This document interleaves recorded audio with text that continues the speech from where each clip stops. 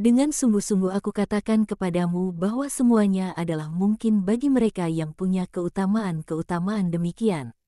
Roh-roh jahat juga akan melarikan diri di hadapan nama Tuhan yang diucapkan olehmu, apabila kamu memiliki dalam dirimu apa yang aku sebutkan. Kuasa itu diberikan kepadamu olehku dan oleh Bapakku. Tak ada uang yang dapat membelinya. Hanya kehendak kami yang menganugerahkannya, hanya hidup yang benar yang menerimanya. Sebab diberikan kepadamu secara cuma-cuma, berikan secara cuma-cuma kepada yang lain. Kepada yang membutuhkan, celakalah kamu jika kamu melecehkan karunia Allah dengan menggunakannya untuk menebalkan kantongmu. Itu bukan kuasamu, melainkan kuasa Allah. Pergunakan itu, tetapi jangan mengambil hak kepemilikannya dengan berkata, "Ini punyaku." Sebagaimana itu diberikan kepadamu, demikianlah itu dapat direnggut darimu. Simon anak Yunus beberapa saat yang lalu mengatakan kepada Yudas anak Simon, "Apa kau punya kegatalan yang sama seperti yang dipunyai Lucifer?" Dia memberikan definisi yang tepat. Mengatakan, "Aku melakukan apa yang dilakukan Allah sebab aku seperti Allah," adalah meniru Lucifer. Dan hukuman untuknya sudah diketahui jelas. Demikian juga sudah diketahui apa yang terjadi pada kedua leluhur yang di Firdaus duniawi memakan buah terlarang, melalui bujuk rayu dari yang iri, yang ingin membelenggu lebih banyak jiwa-jiwa yang tidak bahagia di nerakanya, di samping para malaikat pemberontak yang sudah ada di sana, tetapi juga melalui kegatalan mereka sendiri dari kesombongan yang sempurna. Satu-satunya buah yang boleh kamu ambil dari apa yang kamu lakukan adalah jiwa-jiwa yang kamu taklukkan bagi Tuhan melalui sarana mukjizat dan yang akan diserahkan kepada Tuhan. Itulah upahmu, tidak lebih. Engkau akan menikmati harta pusakamu di kehidupan selanjutnya. Pergilah tanpa harta. Jangan membawa bersamamu emas, atau perak, atau uang dalam kantongmu, atau tas pergi dengan 2 atau lebih jubah atau alas kaki cadangan, atau tongkat peziarah, atau senjata.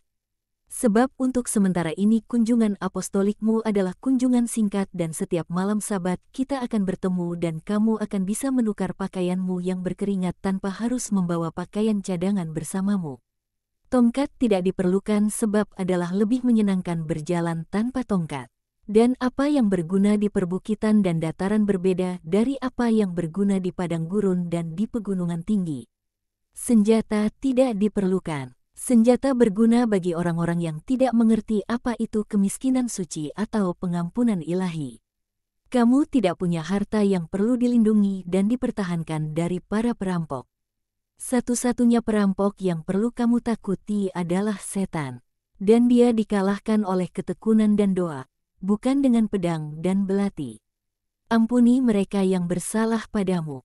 Jika seorang merampok mantolmu, berikan juga padanya jubahmu. Jika kamu harus tinggal sama sekali telanjang oleh sebab kelemah lembutan dan ketidakterikatanmu pada kekayaan, kamu tidak akan menggemparkan para malaikat Tuhan ataupun kemurnian Allah yang tak terhingga, sebab cinta kasihmu akan menyelubungi tubuhmu yang telanjang dengan emas dan kelemah lembutanmu akan menghiasimu bagai suatu ikat pinggang, sementara pengampunanmu terhadap si perampok akan memberimu mantol dan mahkota kerajaan.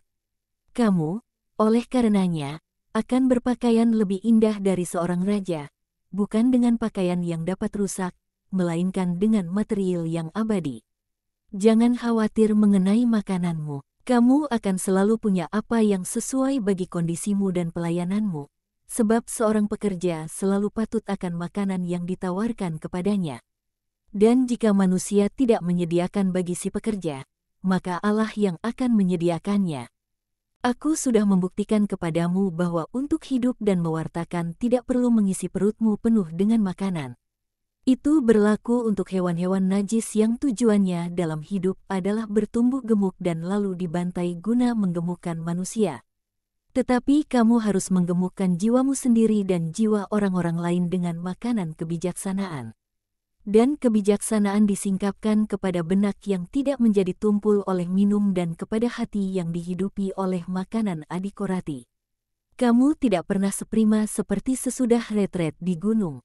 Dan waktu itu kamu makan hanya apa yang dibutuhkan untuk bertahan hidup. Dan kendati demikian, di akhir retret kamu sebegitu sehat dan bahagia seperti yang belum pernah kamu rasakan sebelumnya. Bukankah itu benar? Kota atau tempat manapun yang kamu masuki, cari tahu siapa yang pantas menerimamu. Bukan karena kamu adalah Simon, atau Yudas, atau Bartolomeus, atau Yakobus, atau Yohanes, dan sebagainya. Melainkan karena kamu adalah utusan Tuhan.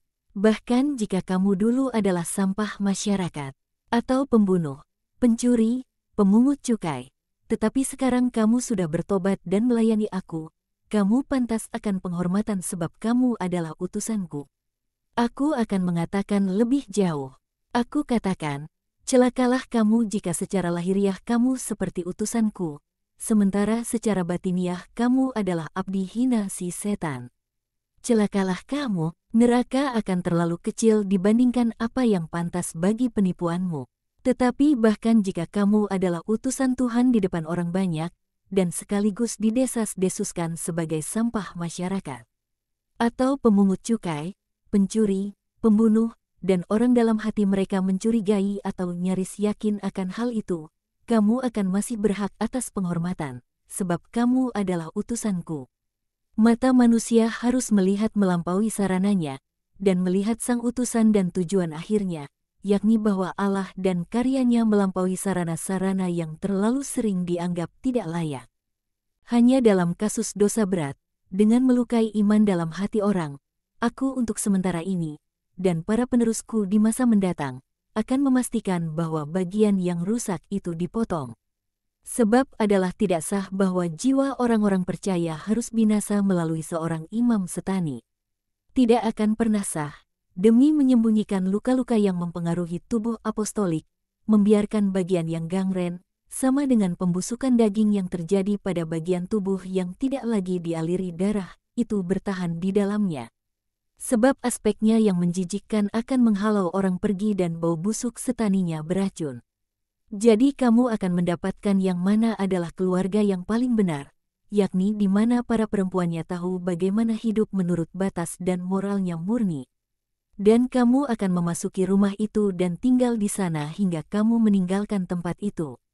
Janganlah seperti lebah, yang sesudah menghisap sekuntum bunga berlalu untuk pergi ke bunga yang lebih berlimpah madunya. Entah kamu tiba di antara orang-orang dengan rumah mewah dan meja berlimpah, atau kamu kebetulan pergi ke sebuah keluarga sederhana, yang kaya hanya dalam keutamaan, tinggallah di mana kamu tinggal. Jangan mencari apa yang lebih baik untuk tubuh yang dapat binasa. Sebaliknya, selalu berikan pada tubuh apa yang lebih buruk, dengan tetap menjaga segala hak roh. Dan bila mana mungkin, utamakan pilihan pada keramah tamahan kaum miskin. Aku mengatakannya padamu sebab itu adalah lebih baik. Lakukan itu supaya jangan merendahkan mereka dan dalam kenangan akan aku, sebab aku sekarang dan besok akan tetap miskin dan aku bangga menjadi miskin.